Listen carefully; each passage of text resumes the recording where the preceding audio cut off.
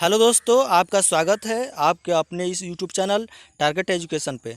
दोस्तों, आज मैं आपके सामने कुछ कंप्यूटर के बेसिक क्वेश्चन को लेकर के आया हूं, जो किसी भी एग्ज़ाम के लिए बहुत ही इम्पोर्टेंट है। चाहे वो वनडे एग्ज़ाम हो, चाहे किसी भी बच्चों के एग्ज़ाम हो, हर एग्ज़ाम के लिए यह वीडियो बहुत ही इम्पोर्टेंट है। तो पूरा वीडियो लास्ट तक देखिए। मेरे चैनल को लाइक कीजिए, सब्सक्राइब कीजिए, अपने दोस्तों में शेयर कीजिए। अगर पसंद आए तो यह जो है आप अपने दोस्तों में शेयर कर सकते हैं। तो देखिए यह कौन कौन से क्वेश्चन हैं। पहला क्वेश्चन है हमारा पहली गणना करने वाली मशीन कौन सी थी। पहली गणना करने वाली मशीन हमारी कौन सी थी। तो इसके चार ऑप्शन हैं। चारों ऑप्शन में से आपको बताना है कि कौन सा ऑप्शन सही है। तो फर्स्ट है अबेकस, नेपियर बोन्स या पास्कलाइन या फिर डिफरेंस इंजन। चारों में से कौन सा हमारा सही है। तो दोस्तों, पहली गणना करने वाली मशीन हमारी जो थी अबेकस थी। यह इसका आविष्कार चाइना में हुआ था, चीन में हुआ था। यह जो है 5000 साल पहले हुआ था। यह तारों का एक फ्रेम होता था जिसमें गोलियां पिरोई रहती थी और जिससे जोड़ घटाना की क्रियाएँ की जाती थी। तो हमारा पहला नंबर ऑप्शन सही होगा, अबेकस। यहीं से हमारा गणना करने वाली मशीनों का आविष्कार शुरू हो गया था। यह जो है 5000 साल पहले। यह तारों का फ्रेम होता था जिसमें, या फिर लकड़ी का फ्रेम होता था जिसमें तार लटके रहते थे, तार लगे रहते थे और उसमें गोलियां पिरोई रहती थी। इस प्रकार से यह जो है रहता था। तो यह जो है अबेकस मशीन थी हमारी, जो चाइना में प्रयोग किया जाता था। तो फर्स्ट नंबर हमारा ऑप्शन सही होगा, China, abacus.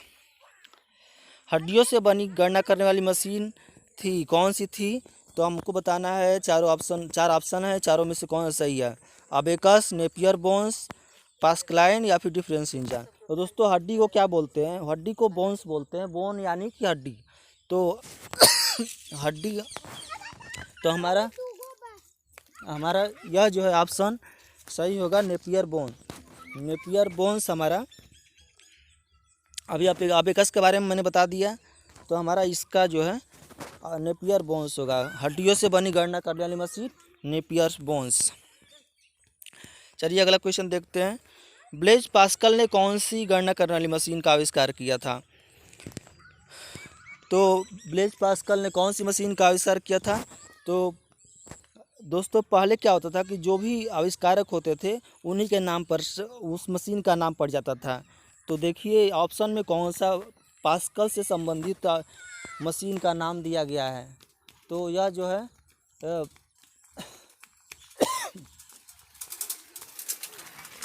Pascaline machine, Pascaline जो है हमारा सही ऑप्शन होगा, पास्कलाइन। तो हमारा थर्ड नंबर ऑप्शन होगा, पास्कलाइन मशीन। पास्कल से संबंधित है पास्कलाइन। तो ब्लेज पास्कल ने पास्कलाइन मशीन का आविष्कार किया था। यह जो है चक्री होती थी। चक्री पर नंबर एक जो है 4-5 चक्री होती थी जिसमें जो है 0 से लेकर के 9 तक के अंक लिखे रहते थे और यह जो है घूमता था जिससे नंबर लिखा जाता था। तो यह जो है पास्कलाइन मशीन। चार्ल्स बेबेज ने कौन सी मशीन बनाई थी जो बाद में कंप्यूटर के पिता कहलाए थे। चार्ल्स बेबेज ने कौन सी मशीन बनाई थी जो बाद में कंप्यूटर के पिता, हम सबको पता है कि चार्ल्स बेबेज को कंप्यूटर का पिता कहते हैं। तो ये चार ऑप्शन है, एनालिटिकल इंजन, डिफरेंस इंजन, ये माइक्रो प्रोसेसिंग, इंटीग्रेटेड सर्किट। चारों में से आपको बताना है कौन सा ऑप्शन सही है। Analytical engine, difference engine, micro processing या फिर इंटीग्रेटेड सर्किट। दोस्तों, चार्ल्स बेबेज ने 1822 ईस्वी में यह जो है डिफरेंस इंजन बताया था। डिफरेंस इंजन के साथ में, तो और सब ऑप्शन हमारा सही होगा। डिफरेंस इंजन जो है हमारा सही ऑप्शन होगा। डिफरेंस इंजन को 1822 ईस्वी में चार्ल्स बेबेज बनाया था। उसके बाद से वह जो है उसका कोई भी मशीन बनती है तो उसका धीरे धीरे इम्प्रूवमेंट स्टार्ट होता है और वह जो है धीरे धीरे 1822 ईस्वी में डिफरेंस इंजन बना। उसके बाद से 1837 ईस्वी में जो है एनालिटिकल इंजन बना। तो यह जो है हमारा सही ऑप्शन हुआ, डिफरेंस इंजन 1822 ईस्वी में जो बना था यह जो है गलत होगा। और बाकी सब एनालिटिकल इंजन या सब जो माइक्रो प्रोसेसिंग ये सब गलत होगा। चलिए देखते हैं अगला क्वेश्चन।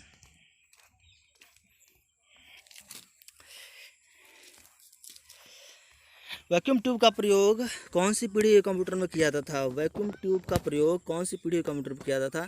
तो दोस्तों वैक्यूम ट्यूब क्या होता था, यह जो है लाइट होती थी। लाइट आजकल की जो लाइटें होती है उसी प्रकार से वैक्यूम ट्यूब भी लाइट होती थी, जो जलती थी तो उसके एनर्जी से कंप्यूटर चलता था। तो यह जो है हमारा प्रथम पीढ़ी के कंप्यूटर में प्रयोग किया जाता था। वैक्यूम ट्यूब का प्रयोग प्रथम पीढ़ी के कंप्यूटर में किया जाता था। तो फर्स्ट नंबर हमारा ऑप्शन सही होगा, प्रथम पीढ़ी। चलिए देखते हैं अगला क्वेश्चन। द्वितीय पीढ़ी के कंप्यूटर में क्या प्रयोग किया जाता था? जैसे प्रथम पीढ़ी के कंप्यूटर में वैक्यूम ट्यूब का प्रयोग किया जाता था, उसी प्रकार से द्वितीय पीढ़ी के कंप्यूटर में क्या प्रयोग किया जाता था? तो दोस्तों द्वितीय पीढ़ी के कंप्यूटर में आप भी कमेंट करके बताइए क्या ऑप्शन हो सकता है। 4 ऑप्शन है, vacuum tube, transistor, micro processor या फिर चिप। तो आपको बताना है कौन सा। आप भी इमेज कीजिए, बताइए, गेस कीजिए तो क्या ऑप्शन सही हो सकता है।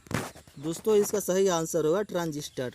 ट्रांजिस्टर का प्रयोग वैक्यूम ट्यूब के स्थान पर किया जाने लगा, जो कि बहुत ही बेनिफिशियल हो गया ट्रांजिस्टर का प्रयोग करने के बाद से, क्योंकि वैक्यूम ट्यूब में हज़ारों लाइटर का प्रयोग होता था और वह जो है लाइट फ्यूज भी बार बार हो जाती थी, जिससे बहुत खर्च बढ़ जाता था। तो ट्रांजिस्टर का जब प्रयोग हुआ तो वो जो है बेनिफिशियल हो गया और कंप्यूटर चलाना आसान हो गया। और देखिए अगला क्वेश्चन क्या है। तीसरी पीढ़ी के कंप्यूटर में क्या प्रयोग किया जाता था? तीसरी पीढ़ी, थर्ड जनरेशन के कंप्यूटर में क्या प्रयोग किया जाता था? ट्रांजिस्टर, इंटीग्रेटेड सर्किट, डिकोड या फिर प्रोसेसर। चारों में से कौन सा ऑप्शन सही है आपको बताना है। ट्रांजिस्टर, इंटीग्रेटेड सर्किट, डिकोड या फिर प्रोसेसर।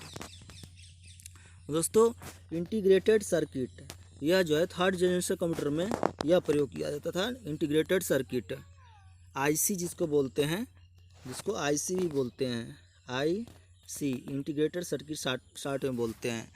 यह जो है थर्ड जनरेशन कंप्यूटर में प्रयोग किया जाता था। चलिए देखते हैं अगला क्वेश्चन। एनालिटिकल इंजन की खोज कब की गई थी? एनालिटिकल इंजन की खोज अभी मैंने ऊपर क्वेश्चन में बताया था। डिफरेंस इंजन की खोज 1822 ईस्वी में की गई थी और एनालिटिकल इंजन की खोज 1837 ईस्वी में की गई थी। डिफरेंस इंजन का ही बदला हुआ रूप जो है एनालिटिकल इंजन था, जो कि 1837 ईस्वी में इसकी खोज की गई थी, जो गणना करने वाली मशीन थी। थोड़ा सुधरा हुआ रूप, डिफरेंस इंजन से थोड़ा सुधरा हुआ रूप जो था ये एनालिटिकल इंजन था, जो 1837 ईस्वी में की गई थी। अगला क्वेश्चन देखते हैं। प्रथम पीढ़ी के कंप्यूटर का समय अवधि यानी टाइम पीरियड क्या था? फर्स्ट जनरेशन कंप्यूटर का समय अवधि क्या था? तो वह जो है हमको पता है कि हमारे जनरेशन में, कंप्यूटर के जनरेशन को 5 भागों में बांटा गया है, फर्स्ट, सेकंड, थर्ड और फोर्थ और 5 जनरेशन। तो फर्स्ट जनरेशन की समय अवधि क्या थी, टाइम पीरियड क्या था? तो यह जो है 1946 से 1959 तक जो है फर्स्ट जनरेशन का था। तो हमारा फर्स्ट नंबर ऑप्शन सही होगा, 1946 टू 1959। नेक्स्ट क्वेश्चन देखते हैं। द्वितीय पीढ़ी के कंप्यूटर की समय अवधि क्या थी? जैसे फर्स्ट जनरेशन का 1946 था, 1946 से लेकर 1959 तक था, उसी प्रकार से सेकेंड जनरेशन की समय अवधि टाइम पीरियड क्या था? तो हमारा सेकेंड जनरेशन का था 1959 टू 1965, 1959 से 1965 तक का सेकेंड जनरेशन कंप्यूटर की समय अवधि थी। नेक्स्ट क्वेश्चन देखते हैं। तीसरी पीढ़ी कंप्यूटर की समय अवधि क्या थी?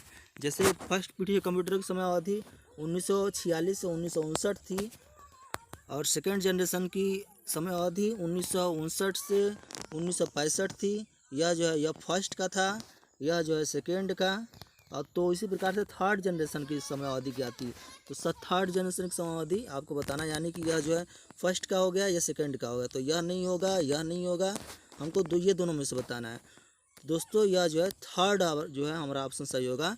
1965 से लेकर के 1970 तक थर्ड जनरेशन की समय अवधि, यानी कि तृतीय पीढ़ी कंप्यूटर की समय अवधि थी। यह भी नहीं होगा, तो हमारा 1965 से 1970 हमारा ऑप्शन सही होगा। चलिए देखते हैं अगला क्वेश्चन। चौथी पीढ़ी के कंप्यूटर की समयावधि क्या थी? फोर्थ जनरेशन के कंप्यूटर की समयावधि क्या थी? तो देखते हैं, इसमें भी 4 ऑप्शन है। तो यह जो है हमारा फर्स्ट जनरेशन का हो गया, या सेकेंड जनरेशन का हो गया, यह जो है अभी मैंने ऊपर बताया या थर्ड जनरेशन का हो गया। यानी कि यह नहीं होगा, यह नहीं होगा, यह नहीं होगा। तो हमारा कौन सा ऑप्शन बचा? यह जो है 1970 से 1985, यह जो है हमारा सही ऑप्शन होगा।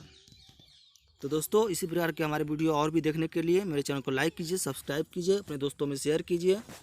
और मैं अक्सर इस प्रकार के वीडियो को अपलोड करता रहता हूं, तो मेरे चैनल को सब्सक्राइब कर लीजिए, बेल आइकन को दबा दीजिए, जिससे जब भी मैं अपने वीडियो को अपलोड करूं आपके पास नोटिफिकेशन सबसे पहले जाए।